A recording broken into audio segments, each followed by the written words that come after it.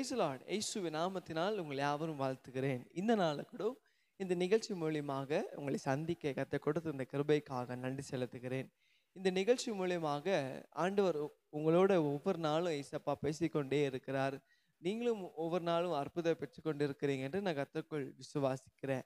இந்த நாளை கூட வேதத்திலிருந்து வசனத்தை நான் உங்களுக்காக வாசித்து நான் செவிக்க போகிறேன். இந்த நாளை தேவன் நம்மோட பேச போகுதான் வேத வசனம். Exodus chapter 14 verse 14 வேதம் சொல்கிறது, நீங்கள் சும்மா இருங்கள், கர்த்தர் உங்களுக்காக யுத்தம் செய்வார். ஆமென். இன்னைக்கு ஆண்டவர் உங்களை பார்த்து சொல்றாரு, என் அன்பு மகளே, என் அன்பு மகனே, நீ சும்மா இரு, நான் உனக்காக யுத்தம் செய்வேன். ஆமென். யுத்தம்னா என்ன? சண்டை போடுற யுத்தமா? இல்லைங்க, அது ஆவிக்குரிய யுத்தம். ஆண்டவர் சொல்றாரு, உங்க வாழ்க்கையில வருகிறதான போராட்டங்களை, கஷ்டங்களை பார்த்து உங்களுக்கு கோபம் வரலாம் இல்லையா? இவங்க எனக்கு விரோதமா பேசுறாங்களே, நான் எதுவுமே தப்பு செய்யலை, ஆனாலும் என்னை குறித்து தப்பு தப்பா பேசுறாங்களே, பொய் சாட்சி சொல்றாங்களே, அவங்கள பார்த்து எனக்கு கோபமா வருது, அவங்கள அடிக்கணும் போல் இருக்குது, அவங்க மூஞ்சில குத்தணும் போல் இருக்குது அப்படின்னு நீங்க நினைக்கலாம்ல.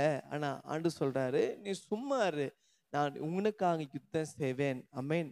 மாம்சத்துல போராடி நம்ம ஜெயிக்க முடியாது. அமேன். ஆனா ஏசப்பா சொல்றாரு, உங்களை குறித்து தப்பா பேசுறாங்களா, உன்னை குறித்து கேவலமா பேசுறாங்களா, நீ செய்யாத செஞ்சேன்னு சொன்னாங்களா, நீ பண்ணாத நீ பண்ணன்னு சொன்னாங்களா, நீ சும்மா வெறியே ஜெபம் பண்ணு, நான் உனக்காக யுத்தம் செய்வேன். அமேன்.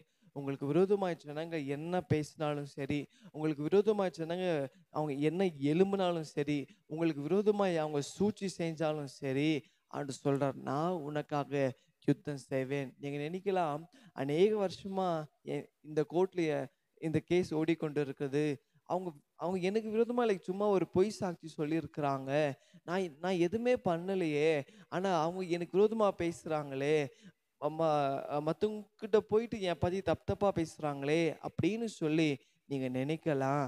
ஆனா ஆண்டு சொல்றார், நீங்க சும்மா இருங்க, அநேக வருஷமாக இதுல இருந்து எனக்கு விடுதலை இல்லையே, அவங்க போய் இந்த கேஸ் மூலியமா டெய்லி இந்த கேஸ் நடந்து கொண்டே இருக்கிறதே அப்படிங்க நினைக்கலாம். ஆண்டு சொல்றாரு, ஒரு நாள் நிச்சயமாய் அவர் உங்களுக்காக யுத்தம் செய்வாரு. அமேன். நீங்க மாம்சத்துல போராடவே கூடாது. நீங்க செய்ய வேண்டியதான ஒரே காரியம், நீங்க வெறும் ஜெபம் பண்ணா போதும். அமேன்.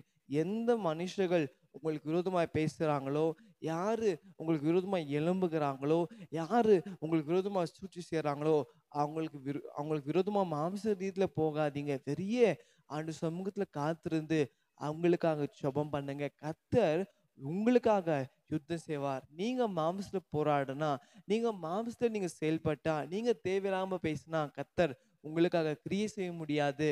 ஆனா நீங்க சும்மா இருங்களேன், கர்த்தர் இந்த நாளில உங்களுக்கு அற்புதங்களை செய்வார்.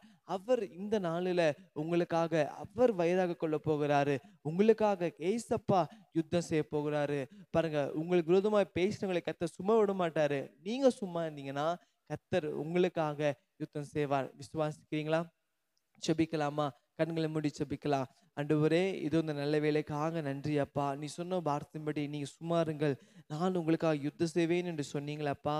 இதோ இந்த ஆண்டவரே அப்பா, இது இந்த வேலை கூட இந்த வார்த்தை கேட்கிற ஒவ்வொரு பிள்ளைகளுக்குள்ளாக இருக்கிறதான ஆண்டவரே பாரங்கள் எடுத்து போடுவீராங்க. ஆண்டவரே அப்பா, சோதரி சப்பா, எனக்கு விரோதமா பொய் சாட்சி சொல்லியிருக்காங்க, என்னை பார்த்தாலே அவங்களுக்கு ஆக மாட்டேங்குது, என்னை பார்த்தாலே ஒரு பொறாமப்படுகிறாங்களே, அங்கங்க போய் என் பத்தி தப்பு தப்பா சொல்றாங்களே அப்படின்னு சொல்லி ஆண்டவரே அப்ப இருக்கிற ஒவ்வொரு உள்ளங்களை கர்த்தர் நீங்க கண்ணோக்கி பார்க்குவீராங்க. அவங்களுக்குள்ள இருக்கிற எல்லா கோபங்களை எடுத்து போடுவீராங்க. அவங்களுக்குள்ள இருக்கிற எல்லா வைராகியங்களை எடுத்து போடுவீராங்க அப்பா. ஏசப்பா, நீங்க தானே சொன்னீங்க ஏசப்பா, நீங்க சும்மா இருங்க, நான் உங்களுக்கு யுத்தம் பண்ணுவேன் என்று. ஏசப்பா, எனக்கு நீதி கிடைக்காதா? ஏசப்பா, எனக்கு ஒரு ஆசீர்வாதம் கிடைக்காதா? இதுல இருந்து எனக்கு விடுதலை கிடைக்காதா என்று ஏசப்பா எதிர்பார்த்து கொண்டிருக்க ஒவ்வொரு உள்ள பிள்ளைங்கள் மேல கர்த்தருடைய கரம் இறங்கபடியா ஜெபிக்கிற. நீர் அவங்களுக்காக போராடுபடியா ஜெபிக்கிறப்பா. அப்ப நீர் அவங்களுக்காக நீங்க பேசுபடியா நீங்கள் ஜெபிங்க ஆண்டவரே. அப்ப நீர் அவங்களுக்காக உத்தரவாதம் எடுக்கபடியா நீங்கள் ஜெபிக்கிறேன் அப்ப ஆண்டவரே. அப்ப நீங்க தான் எங்களுக்கு நீதி செய்கிற தேவன் ஆண்டவரே. ஒவ்வொரு பிள்ளைகளுக்கு நீங்க நீதி செய்து அவங்களுக்கு அற்புதங்கள் செய்ததுக்காக நன்றி அப்பா. நாம மாற்றமைப்பட்டுட்டோம் இயேசுவின் நாமத்தில் பிதாவே. ஆமென், ஆமென். God bless you.